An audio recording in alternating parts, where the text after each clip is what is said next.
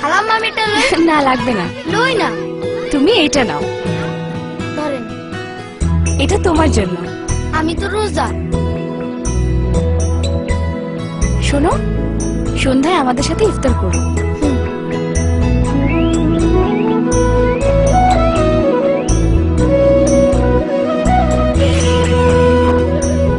আসো আসো।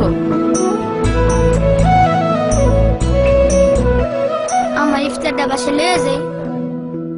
আমার বইনের রোজা। সময় হয়েছে। হ্যালো ভাবি, আমার একটা প্ল্যান আছে। অবশ্যই সম্ভব। হ্যাঁ, প্রতিদিনই সম্ভব।